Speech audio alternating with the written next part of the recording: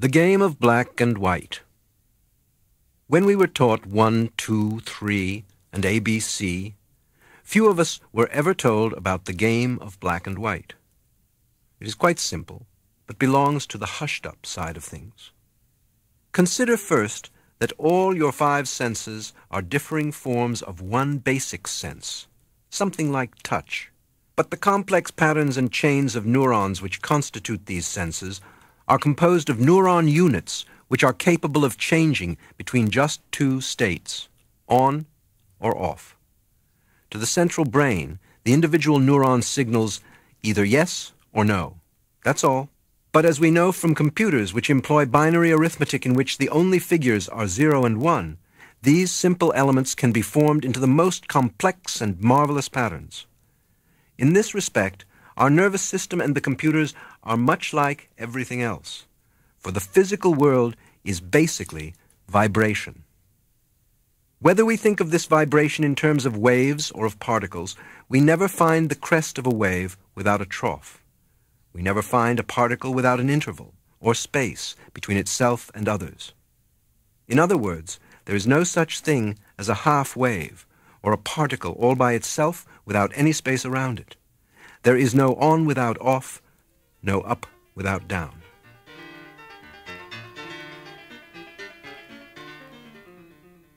Hearing melody is hearing the intervals between the tones, even though you may not realize it, and even though these particular intervals are not periods of silence, but steps of varying length between points on the musical scale.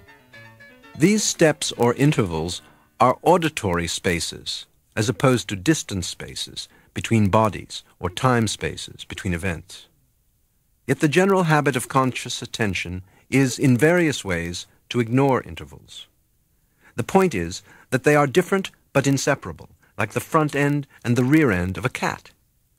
Cut them apart and the cat dies. Take away the crest of the wave and there is no trough. A similar solution applies to the ancient problem of cause and effect. We believe that every thing and every event must have a cause, that is, some other thing or event, and that it will in its turn be the cause of other effects. So how does a cause lead to an effect? This is a problem which comes from asking the wrong question. Now imagine someone who has never seen a cat. He is looking through a narrow slit in a fence when a cat walks by on the other side. He sees first the head, then the less distinctly shaped furry trunk, and then the tail. Extraordinary. The cat turns around and walks back, and again he sees the head, and a little later the tail. This sequence begins to look like something regular and reliable. Yet again the cat turns around, and he witnesses the same regular sequence, first the head and later the tail. Thereupon he reasons that the event head is the invariable and necessary cause of the event tail, which is the head's effect. This absurd and confusing gobbledygook comes from his failure to see that the head and tail go together.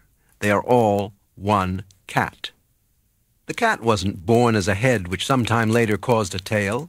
It was born all of a piece, a head-tailed cat. Our observer's trouble was that he was watching it through a narrow slit and couldn't see the whole cat at once. Similarly, a scanning process that observes the world bit by bit soon persuades its user that the world is a great collection of bits, and these he calls separate things or events. The problem would never have arisen if we had been aware that it was just our way of looking at the world which had chopped it up into separate bits, things, events, causes, and effects. We do not see that the world is all of a piece, like the head-tailed cat. We also speak of attention as noticing. To notice is to select, to regard some bits of perception or some features of the world as more noteworthy, more significant than others.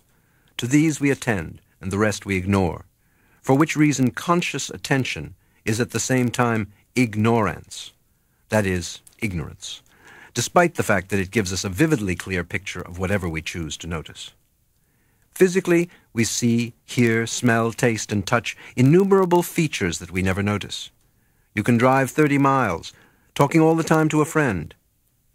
What you noticed and remembered was the conversation, but somehow you responded to the road, the other cars, the traffic lights, and heaven knows what else, without really noticing or focusing your mental spotlight upon them.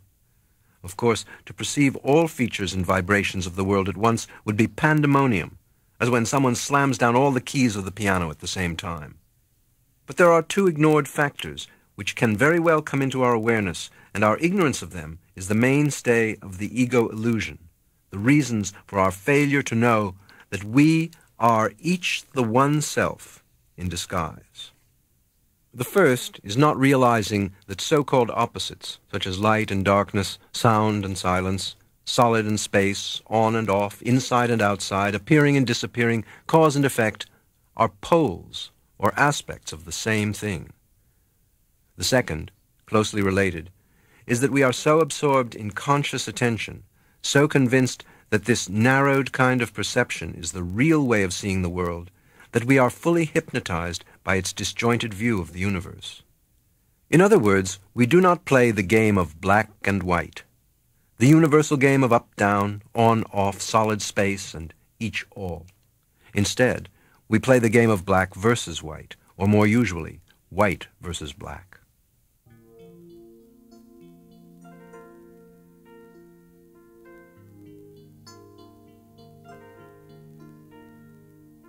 Now, obviously, white and black are as different can be.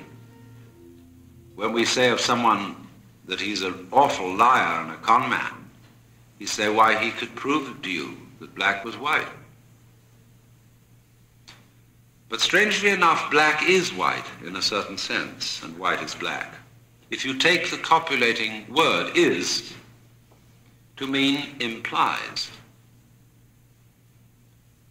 because black implies white, and white implies black, or positive implies negative, and negative implies positive, because you can't have the one without the other. It's only by contrast, when black and white are put together, that we know black as black and white as white. However, now, when I look at a small white circle or disk on a black background, or a small black disk on a white background, I once get this in my thought: which is positive and which is negative? Does black represent the negative because it's dark, like night? But when I look at the black dot on the white background, I think the black dot is the thing there, so that must be positive. It was put on. And therefore the white represents negative because it suggests nothing, no mark. Isn't this mysterious, you see, that both white and black can play the negative role? But then let's think of white as light, and it's playing the positive role. And when we think of black as the thing, the mark, then it's playing the positive role. See, both can play the negative and both can play the positive. But still, you can't have one without the other. But we are brought up, we are so brainwashed, we are so bamboozled, we are so hypnotized that we don't know that. That's the whole trick that we've played on ourselves. We don't know that nothing is something. And it's important. So everything that we think of as nothing, space, empty space, death, sleep, dissolution, decay, any sort of weakness, anything that goes against structure, that is, against the thing, that we think is bad, bad, bad, and we're trying to get a world where that side of things is rendered impotent. Nothingness must no longer constitute a threat to somethingness. In other words, we want to play black and white, and if we'll call white the light and the positive, white must win. That's the game we're trying to play. not realizing that there cannot be winning without losing. If white must win, black must lose. But if black loses, we can congratulate black for having helped white to win.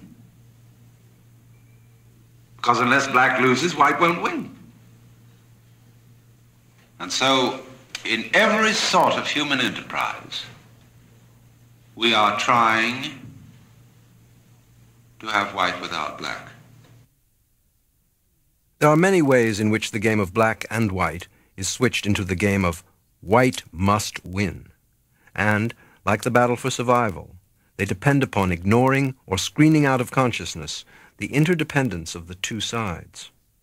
In a curious way, this is of course part of the game of black and white itself, because forgetting or ignoring their interdependence is hide in the game of hide and seek is, in turn, the game of black and white. By way of illustration, we can take an excursion into an aspect of science fiction which is very rapidly becoming science fact.